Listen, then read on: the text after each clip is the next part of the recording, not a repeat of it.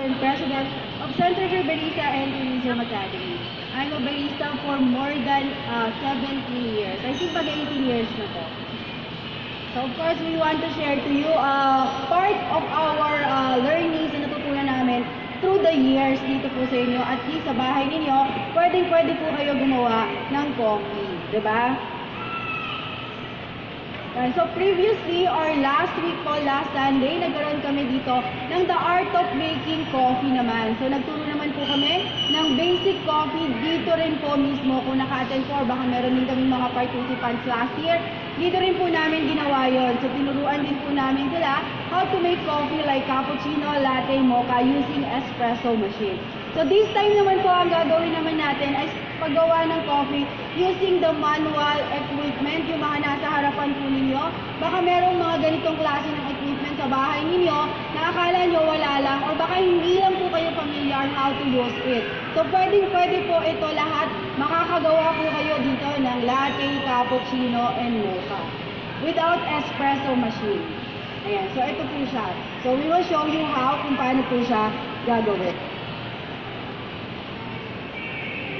Yan, so ang Timbarista Cafe, nandun po siya. If you want to order some coffee, so pwede po kayong umorder. We are offering ice and hot coffee po right at this time. And meron din po kaming mga sodas and teas. Yan, so ang Timbarista Cafe, we have our main branch po at Camaro. We do also have at different SM supermalls. And we do also have schools and partners po all over the Philippines, hindi lang po dito sa NCR, kung saan pong parte ng Pilipinas yung mga tinutulungan natin. So, ang pagiging barista po ay isa profession. I think mas maganda po siya kung isi-share natin sa mas marami. Mas marami pong matututo, mas maganda. Yan, okay, so let's begin and let's get caffeinated. So yung pag-attend po ninyo dito, you have the chance po makainom ng kape ng libre. Last time po, ang dami po namin pinakape po ng libre dito during the demonstration. Meron po talagang nakapag-coffee ng espresso, latte, cappuccino. At meron din pong gumawa ng sarili nilang coffee para this time naman po ay after namin mag-demo, ipili naman po kami ng mag-return demo. So make sure po na nakikinig po kayo sa mga learnings na i-share namin sa inyo kasi meron po syempre questions kami kung talaga nga po ba meron kayong natututunan about how to make coffee at home. So let's do it. Yan, ito po yung pinamigay namin sa inyo kanina para mas exciting po yung ating workshops and seminar. Pinagsulat po namin kayo ng mga coffee hugot na hinulog po ninyo sa ating big cup para at least mamaya po bubunot po kami ng mananalo. So you have the chance to win po or mag-uwi ng mga home brew kit from Timbarista Cafe and Center for Barista. O diba? Natuto na kayo, makakapagkape pa kayo at pwede pa po kayong manalo ng mga manual brewing sa bahay ninyo. Dito lang po yan sa SM City, Novaliches. Yan, of course, mastering the art of coffee at home. Pwede pala. Tama po ba? Sino po ba dito ang hindi natatapos ang araw or hindi pwedeng magsimula ang araw nang hindi nakakapagkape? Meron po ba? Ayan. Yan, so parang hindi po kayo. So malalaman po natin mamaya with my discussion what kind of coffee drinker are you? So titingnan po natin, i-assess po ninyo yung mga sarili ninyo kung what kind of coffee drinker are you po ba. So malalaman po natin yan sa ating mga next slides. So i-check niyo po kung kayo po ba ang klase ng tao na ganito na umiinom ng coffee. So unahin po natin. The instant drinker. Tingnan po natin if you are the instant drinker. So, any instant flavor coffee or yung mga tinitimpla po sa bahay, natutunaw, that is the instant drinker po. Basta kailangan makapagkape lang po kayo. Tama po ba? Kailangan hindi lang matatapos yung araw na hindi kayo nakakapagkape. Instant okay na. So, meaning to say, you are an instant drinker na coffee. Instant coffee drinker. So next po, tingnan natin kung nandito na po ba kayo. So, since kayo po ay umiinom ng instant coffee sa bahay, paano po ba kayo magtimpla ng kape? Inuuna niyo po ba ang tubig or inuuna niyo po yung coffee powder or coffee mixes? Yung 3-in-1. Ano po ang inuuna niyo? Tubig muna po ba or yung water? Ay, yung coffee mixes? Coffee powder. Coffee mixes muna. Sino po ang inuuna yung tubig? Sino po yung inuuna yung coffee powder or coffee mixes? Baka kailangan unahin po muna yung mga sarili. Ayan, di ba? Kailangan inuuna po ang sarili. So, kidding aside, so mostly meron po kasing ganyang klase ng tao. Ano po ba yung dapat inuuna? Honestly, meron pong pagkakaiba. Basta meron po kayong ginawang changes sa paggawa ng coffee, it follows everything. Ganyan. So, mostly ganun po ang ginagawa. So, for example, water, tapos coffee mixes, itry nyo po sa bahay. Ako, I would suggest to start po muna with the coffee powder or coffee mixes. Ayan. So, mostly, pag tinimpla nyo po ng nauna yung tubig, tapos powder, mostly lumalamig po kaagad. Buo po sila. Ayan. So, it affects the taste na.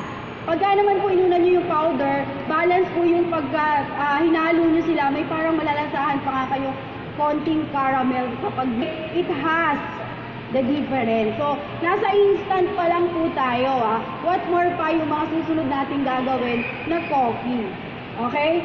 So, let's move forward sa second drinker po, kung anong klase po kayo. The casual coffee drinker. So, they can start their day normally even without a cup of it. So, meaning to say, pwede kayong magkape, pwede rin hindi. Wala kayong pakialam. Basta, kung mayroong kape, magkakape. Kung wala naman, okay lang din. So, casual. Tama po ba? Pwedeng lumipas yung araw na hindi nakapagkape. Kasi nga, casual drinker po kayo. Sino po dito yung mga casual drinker? Ayan. So, yung hindi naman mandatory ang pagkakape. Tama po ba?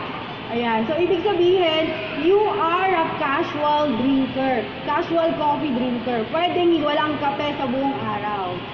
Okay. So, let's move forward with the fancy creation drinker naman. Napakarami po, pati pala pag inom ng coffee, ang dami palang differences or ang daming types, no? So, ito naman, you enjoy drinking latte, cappuccino, mochaccino, something like that, macchiato. Parang na-enjoy niyo po ito. Ibig sabihin, you are fancy creation. So, mostly, ito po yung mga umu-order sa counter na may alam sila sa coffee na ino-order nila. So, ibig sabihin, you are a fancy creation drinker. Pag humarap kayo doon sa mga barista, kahit hindi na mag-explain yung barista, alam na ninyo kung ano ang o-orderin niyo. 1 cappuccino, 1 latte, 1 macchiato. Okay. So, nasa pang-tatlo pa lang po kayo. Alam niyo na po ba kung anong klase kayong coffee drinker? Kasi yung mga susunod po natin, baka magulat po kayo. Baka nandun pa rin kayo. Okay, so, ito po ay talagang kasama. So, pasensya na po sa mga tatamaan, but ito ay klase ng the social coffee drinker. Ito po yung hindi naman masyadong mahilig magkape, pero umu-order ng coffee. And then, malamig na po yung kape bago po nainom kasi walang tigil kaka-picture. At ipinopost sa kanilang social media every now and then. And then, natatapos yung pagkakape nila na hindi naman naubos. Ibig sabihin, you are a social coffee drinker. Ayan. Gusto niya lang sumabay sa trend. Diba?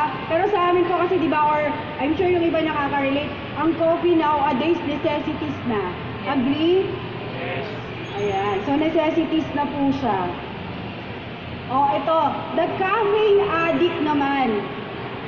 Yung nanginginig po yung katawan kapag hindi nakakapagkape. Yung ikot ng ikot hanggat hindi nakakapagkape, hindi po maayos ang kanyang, hindi po siya kalmado. Diba? So yan po yung mga caffeine addict. Yan yung nahihirapan silang mag-function kapag hindi nakapag-coffee. Kasi parang feeling nila, coffee is the fuel to their soul. Yung kaluluwa nila parang kape po yung nagpapatakbo. So caffeine addict po ang tawag dyan. So napapalitan na po ba kayo? Caffeine addict na, papuntang caffeine addict na. Ito po yung last naman natin na klase ng mga coffee drinker. the connoisseur drinker. Ayan, so in this case, ito naman po yung mga coffee enthusiasts. Yung talagang pinag-aaralan nila what kind of coffee, pumupunta sa iba't ibang coffee shop, nagko-coffee shop hopping, basta meron silang pinuntahan lugar, nagkakape po sila, tinatry nila, mismo sa sarili nila. So alam na nila kung anong klase ang kape na iinumin nila at alam nila kung saan may best coffee in town.